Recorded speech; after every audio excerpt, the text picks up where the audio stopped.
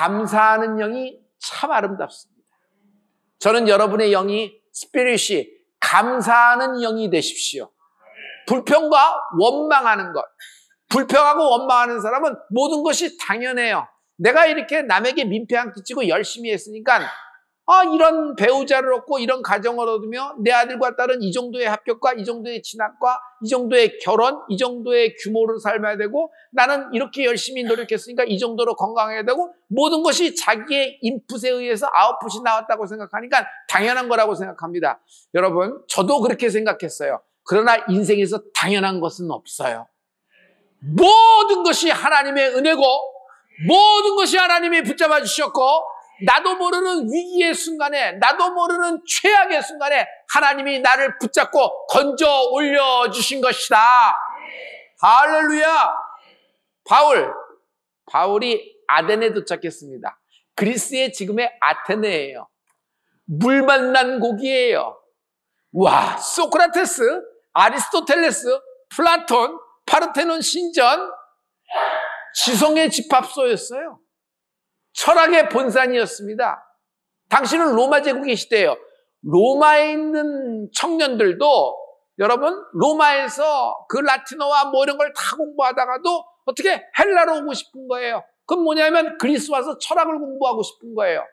바울도 로마에 대한 것도 있었지만 이 아테네에 대한 비전도 아테네에 대한 생각도 어렸을 때 굉장히 많지 않았을까요? 이곳저곳 구경하는데 너무 눈이 돌아갑니다. 여기 신이 있고 여기는 여신이 있어요. 동상들이 막 있는데 보니까 알만한 신이야. 딱 보니까 제우스네. 그 옆에 뭐지? 허큘리. 이건 헤라클레스야. 삼지창을 들고 있어. 저 사람은 포세이돈이야. 딱 봤더니 거기 포세이돈이라고 적혀 있는 것이에요. 전 여잔데 여신이 있네. 저건 뭐지? 했더니 비너스예요. 그런데 또 하나 있는데 타이틀이 없어요. 이름이 없어요. 이름이 뭐라고 써있냐면 신의 이름이 unknown God, 알 수 없는 신이라고 적혀 있어요. 알지 못하는 신도 하나 만들어 놓은 것이에요. 바울이 그것을 보고 이거다! 이걸 갖고 말씀을 전하면 되겠다 하고 딱 잡았습니다. 그리고 아크로폴리스, 아고라, 시장터 이런 데를 많이 다녔을 겁니다. 사람이 많은 거에서 드디어 바울이 입을 열고 설교를 시작합니다. 옛날 솜씨가 확 나오는 거예요. 실력 발휘되는 겁니다. 이렇게 수준 있는 동네에 수준 있는 사람을 만났으니 수준 있는 내가 수준 있는 설교를 하리라 탁 했는데 결과는 대실패해버립니다. 사도행전의 저자 누가는 바울의 한 설교를 모든 아덴 사람들이 어떻게 들었는지를 적고 있어요. 바울을 말쟁이라고 얘기했어요. 바울이 소개하는 신을 이방신 중에 하나로 여겨버린 것이에요. 여러분, 그들은 이렇게 생각합니다. 신은 많다. 우리 지역에도 신이 있다. 그래서 지방신이에요. 그런데 다른 지역에 신이 있다. 그건 이방신이에요. 그래서 이방신 중에 하나, 많은 신 중에 하나로 이렇게 예수님을 소개하고 있다. 그가 부활했다 하는 정도로 받아들인 것이에요. 여러분, 우리 조상들이 처음에 복음이 들어왔을 때 뭐라 그랬어요? 예수님을? 복음을 뭐라 그랬죠? 서양 귀신 했던 거 생각나요? 그런 말씀 들은 적 기억나요? 여러분, 그렇듯이 그렇게 받아들이는 것이에요. 결과를 얘기할게요. 사도 바울은 아덴에서 교회 하나도 세우지 못해요. 그는 핍박과 환난, 쇠사슬이 그의 상징일 정도로 어려움을 많이 겪었은 사람입니다. 그러나 그 환난 속에서도 여러분 제자를 양성하고 교회를 세우며 공동체를 세우며 하나님의 나라를 건설하며 예수님의 복음을 전파하는 자가 여러분 아덴에서 아무것도 못하고 최악의 날을 맞습니다. 비참한 것이에요. 이것 저것 있는 것 다 내놓고 자기 자랑하다가 크게 실패하고 마는 것입니다. 사랑하는 성도 여러분, 하나님의 자녀는 뇌의 통제, 마음의 통제를 받는 것이 아닙니다. 우리도 이성과 우리도 마음이 있지요. 상황을 볼 수 있는 눈도 있습니다. 그러나 우리는 궁극적으로 그런 것도 생각하고 그런 것도 계산하지만 근본적으로 마지막에는 내가 나의 계산기를 뽑아버리고 성령의 통제, 말씀의 통제, 하늘의 통제를 받는 은혜가 있을지어다. 바울은 그날 철저히 실패했습니다. 그 아덴의 실패가 빌립보서를 썼습니다. 빌립보서 3장 7절부터 8절 말씀을 보시면은 여러분 이 상황이 딱 보이는 듯해요. 우리 다 같이 그러나 무엇이든지 내게 유익하다는 것을 내가 그리스도를 위하여 다 해로 여길 뿐더라. 또한 모든 것을 해로 여김은 내 주 그리스도 예수를 아는 지식이 가장 고상하기 때문이라. 내가 그를 위하여 모든 것을 잃어버리고 배설물로 여김은 그리스도를 얻고.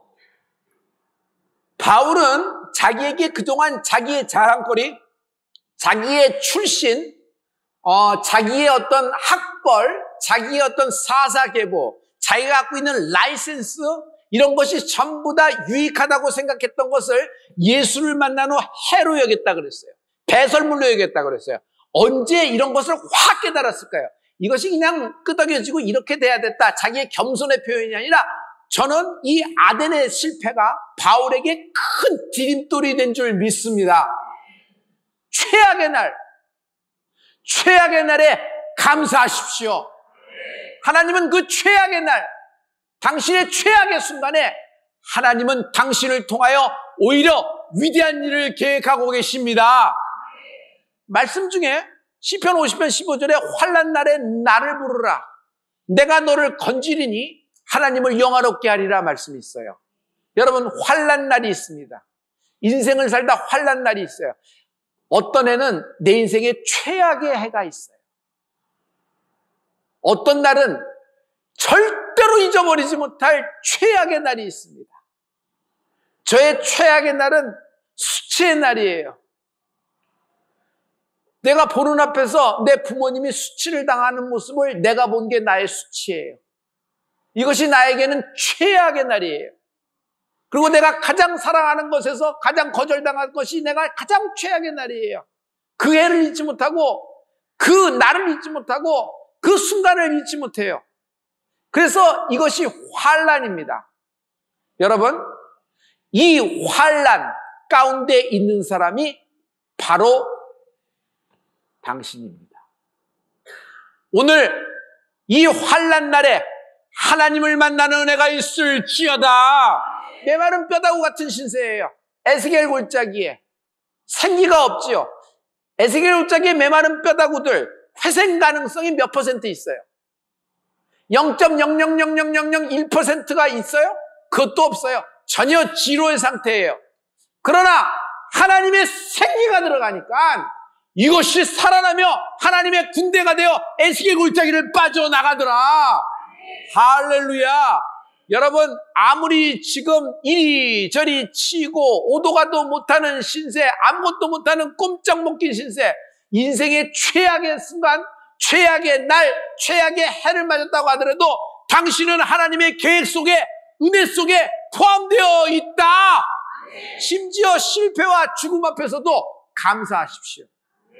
왜냐하면 범사에 감사하라는 것은 좋을 때 감사하라, 수익이 났을 때 감사하라, 잘났을 때, 합격될 때, 많은 사람에게 박수를 받을 때 감사하라는 것이 아니라 여러분 어떤 상황과 환경에 상관없는 거예요.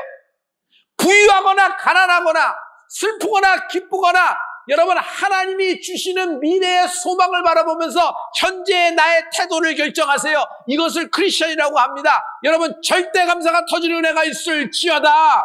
하나님은 사랑하는 자녀에게 더 좋은 것을 주시려고, 더 좋은 것을 역사하시려고, 더 좋은 인생으로 만들어주시고 마침내 하나님께 쓰임받는 인생이 되시게 하시려고 이 환난을 통하여 당신을 빚고 계십니다. 슬픔이 있고 아픔이 있어요. 수치가 있고, 정말 어떻게 이렇게 연거푸 불행한 일이 생기지? 사건이 덮친 거예요. 억울하죠. 어떤 때는 그렇게 관리를 잘하고 그렇게 건강한 나, 아직 젊은 나인데 이건 뭐 그냥 질병이 훅 들어와 버렸어요. 우리 집안에 있지도 않은 질병이 훅 들어와 버렸어요. 참 어렵습니다. 그러나 이런 모든 슬픔과 아픔과 수치와 절망, 좌절, 불행, 질병을 믿지 마십시오. 팩트일 뿐이에요. 내 상황 속에서 일어난 나의 어떤 상황일 뿐이에요. 나는 뭘 믿어야 되냐면 이런 슬픔을 믿는 것이 아니라 하나님이 내게 베풀어 주실 선을 바라보면서 기쁨, 소망, 복음이 주시는 자유함으로 성령의 역사로 치유함 받는 것을 바라보는 은혜가 있을지어다. 우리의 믿음은 하나님의 손길입니다. 하나님은 이 모든 슬픈, 불행한 최악의 나를 통하여 내게 더 좋은 일을 일으키신다. 내게 더 좋은 일을 일으키신다. 오히려 지금은 슬프고 지금은 부끄럽고 이것이 혹시 내 자녀와 내 배우자에게도 역사하지 않을까 전전긍긍하는 경우가 있어요. 그러나 걱정하지 마세요. 여러분, 이런 상황 속에서 하나님은 빚이사 더 좋은 일을 일으키고 계십니다. 여러분 한번 해보실래요? 더 좋은 일을 일으키신다. 이 사건을 통해, 이 슬픔을 통해, 이 질병을 통해 아무것도 할 수 없고 손대는 것마다 쪽쪽 실패하는 경우가 있어요. 최악의 날을 맞은 겁니다. 단순한 믿음이 되십시오. 복잡하면 걸려드는 겁니다. 누구에게 걸려들어요? 마귀에게 걸려드는 겁니다. 마귀가 보이스피싱이에요. 마귀의 보이스피싱에 한 번 통화가 연결되면 침을 놔요. 그 침을 통해 독이 퍼지는데 순삭간에 퍼지는 거예요. 언제 그러나 싶어 그냥 꽁꽁 얼어버리는데 나는 아무것도 못하고 죽어야 될 것 같아. 내가 나사렛 예수를 명하노니 어떤 독을 마실지라도 해를 받지 않는 축복이 있을지어다. 마귀의 소리, 너는 끝났어, 너는 마지막이야, 너는 회생 불가능해, 이렇게 될 거야. 그러니 네가 끝내. 이 더러운 마귀의 소리, 더러운 악의 역사가 나사렛 예수 이름으로 끊어질지어다. 단순한 믿음을 가지십시오. 믿음이 뭐예요? 답을 쓸 수 있어요? 여러분, 교리적으로 신학적으로 많은 것을 쓸 수 있지만 믿음은 단순해야 돼요. 그 믿음이 뭐냐 말이에요. 어떤 일이 생겨도 어떤 상황 속에서도 평생 감사, 절대 감사. 절대 감사, 평생 감사. 여러분, 사람의 육신의 몸의 온도가 1도만 올라가도 면역력이 몇 배가 더 디펜스 메커니즘이 상승된다고 해요. 여러분, 감사하면 영의 온도가 올라갑니다. 부부가 앉아서 감사해 보십시오. 10분만 앉아서 티키타카 하면서 감사해 보십시오. 배우자에 대한 감사, 상대방에 대한 감사를 해 보십시오. 여러분, 부부가 뜨거워집니다. 그날 밤 뜨거운 밤이 될 겁니다. 그냥 사랑에 그냥 꿀꿀이 뚝뚝 걸치는 그런 밤이 될 겁니다. 부부 사이에 낀 모든 불행한 문제, 부부 사이에 낀 수치스러운 사건들, 부부 사이에 낀 인생이 있다면 내가 나사렛 예수를 명하노니 뿌리채 뽑혀 밖으로 쏟아질지어다. 평생 감사, 절대 감사, 절대 감사, 평생 감사. 여러분, 절대 감사해 보십시오. 평생 감사, 평생 감사, 절대 감사. 감사는 전염력이 굉장히 강해요. 누가 부자예요? 소유가 부자가 아니라 감사하는 사람이 부자예요. 완전 대실패. 바울은 빨리 혈혈단신으로 고린도로 내려갑니다. 고린도에서 바울은 벙어리가 돼요. 그렇게 설교를 잘하고 그렇게 편지를 보세요. 그의 편지가 그냥 절절히 예수님의 심정으로 되어 있지 않아요? 그런데 그가 벙어리가 된 듯 말 하나도 못해요. 예수님의 복음을 한마디도 전하지 못하는 거예요. 왜 그럴까요? 수치심에 두려운 겁니다. 이거 아덴의 실패가 이곳 고린도에서 재현되면 어떡하지? 난 철저히 실패했잖아. 휘청거리는 거예요. 바울이 휘청거리는 거예요. 저는 이 사도 바울이 아덴에서 휘청거리고 고린도에서 휘청거리고 막 그러는 장면이 오히려 제게는 은혜가 돼요. 왜냐하면 나도 휘청거렸으니까. 성도 여러분, 여러분 휘청거리는 순간에 하나님의 손길을 기대하는 여러분 되기를 부탁합니다. 휘청거리니까 중심을 잃어버렸어요. 실행력이 없고 무기력해져 버립니다. 그래서 바울은 아는 거는 많은데 아무것도 못하고 고린도에서 브리스길라 아굴라 만나서 천막 때우는 일을 계속하면서 간간히 뭐 조금 예수님의 얘기를 하고 뭐 이러고 지내고 있는 중에 바울의 심정이 고린도전서에 실렸어요. 이 장면을 보시면은 여러분 바울의 느낌을 알 수 있을 거예요. 2장 2절부터 4절의 말씀인데요. 이 말씀을 다 같이 내가 너희 중에서 예수 그리스도와 그가 십자가에 못 박히신 것 외에는 아무것도 알지 아니하기로 작정하였습니다. 내가 너희 가운데 거할 때에 약하고 두려워하고 심히 떨었노라. 내 전도함이 설득력 있는 지혜의 말로 하지 아니하고 다만 성경의 나타나심과 능력으로 하여.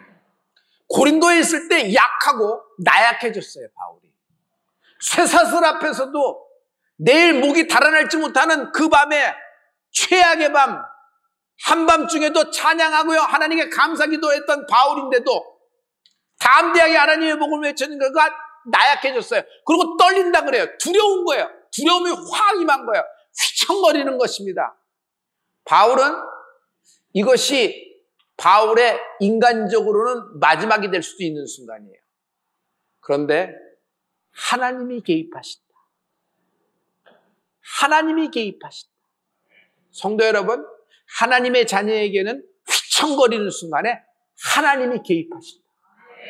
오늘 여러분 인생에 하나님이 개입하신다. 하나님이 개입하신다.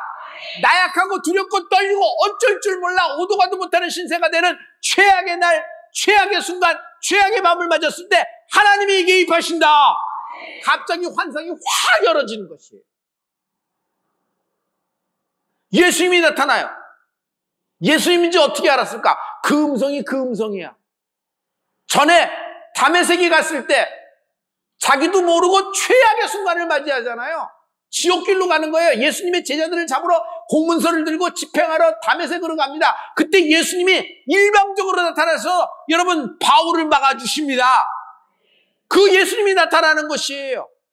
그가 예수님을 만나는 거예요. 그때 예수님을 만났던 예수님의 말씀이 사도행전 18장 9절부터 10절까지 적혀 있어요. 우리 이 말씀을 다 같이 밤에 주께서 환상 가운데 바울에게 말씀하시되 두려워하지 말며 침묵하지 말고 말하라.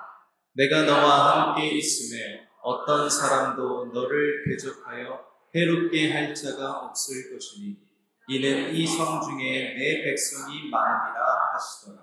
하나님의 계시가 일방적으로 바울에게 임했어요. 환상이 확 열리면서 바울 왜 벙어리가 됐느냐? 왜 아덴의 실패에 두려워하느냐? 바울 빌립보 감옥에서 쇠사슬에 묶인 채 죽을지도 모르는 그 최악의 밤에서도 너는 찬양하며 감사했던 그 바울은 어디로 갔느냐? 사람들 앞에 당당히 얘기하던 그 바울은 어디 갔느냐? 바울아, 입을 열라. 예수님의 복음을 전하라. 이미 그 땅에는 너의 전하는 예수님의 복음을 듣기로 예정된 자가 많으니라. 바울, 최악의 날에도 감사하라. 하나님은 너를 향한 계획이 있다. 여러분, 사도 바울은 복음의 스피커로 사용되는 겁니다. 입을 열게 하시는 겁니다. 사도 바울은 이 말씀, 이 환상을 본 날 잃어버린 쇠도끼가 떠오르는 것입니다.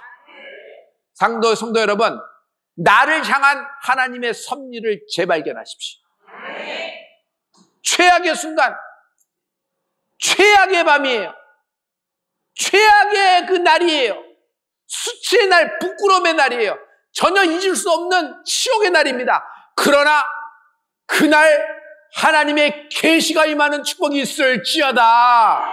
이 하나님의 계시를 본 바울은요, 온도가 확 올라갑니다. 온도가 확 올라가자 사도 바울은 2단계로 넘어갑니다.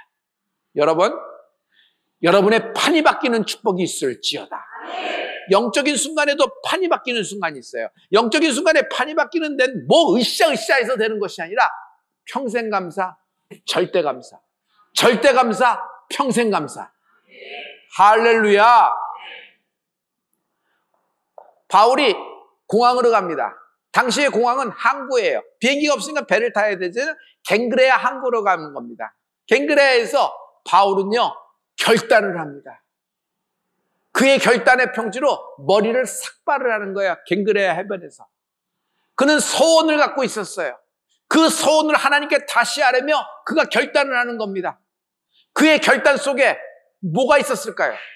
저는요, 그날 갱그레아 해변에서 그가 머리를 깎으며 소원하며 결단했을 때 로마가 떠올랐을 겁니다. 로마뿐만이 아니에요. 서반어까지 떠오릅니다. 로마서 15장에 보면 로마를 지나 반드시 다 한 후에 내가 서바나로 가리라, 서바나로 가리라 두 번이나 자기의 비전을 얘기하고 있어요. 사랑하는 성도 여러분, 이번 성산이 당신의 갱그레아다. 사랑하는 성도 여러분, 사도 바울은 갱그레아에서 서원을 할 때 잃어버린 쇠도끼가 떠오른 겁니다. 이번에 여러분을 향한 하나님의 소망, 하나님의 기쁨, 하나님이 여러분에게 이전에 말씀하셨던 모든 말씀이 실상이 되는 잃어버린 쇠도끼가 떠오르는 축복이 있을지어다. 여러분, 아무리 실패한 최악의 순간, 최악의 날을 맞았어도 여러분 기대하십시오. 소망하십시오. 우리는 이 세상 살면서 부딪힙니다. 걸리기도 하고요. 넘어집니다. 어떤 때는 깨어져 살아갑니다. 이렇게 살아가더라도 결국 우리는 승리합니다. 여러분은 어떤 최악의 순간이 있으세요? 어떤 최악의 날이 있으세요? 올해는 여러분에겐 어떤 해입니까? 최고의 해입니까? 그저 그런 해입니까? 최악의 해입니까? 여러분, 아무리 여러분이 죽을 쓰고 있는 상황을 만났다고 하더라도 결론은 정해졌어요. 합력하여 선이 될 겁니다. 바울이 이걸 어떻게 알았을까요? 모든 것이 합력하여 선을 이루라는 걸 어떻게 알았을까요? 바울이 실제로 경험한 거예요. 아덴의 실패가 오히려 다음 판으로 넘어가서 3차 선교, 감히 자기가 에베소로 들어가고 예루살렘으로 가고 다시 3차 선교를 떠나고 마침내 로마와 서바나까지 가리라 하면서 막 그냥 온도가 뜨거워져서 막 선포하는 것이 있죠. 하나님은 여러분을 하나님의 선으로 도달하기 위해서 여러분의 과거와 현재, 미래를 통으로 역사하시는 것입니다. 여러분, 지금 살짝 여러분의 인생을 되돌아보세요. 저는요, 이 설교 말씀을 준비하면서 지난 한 주 동안 내 삶을 잠깐 돌아봤어요. 순간순간 많은 최악의 순간, 최악의 그 한밤중이 있었지만은 그 순간마다 정말 이상한 신비스러운 손이 나를 붙잡아 주셨던 걸 나눈 거예요. 당시에는 몰랐어요. 이제는 알게 된 거예요. 사도 바울도 마찬가지예요. 결국 합력하여 선을 낸다고 말씀하시는 거예요.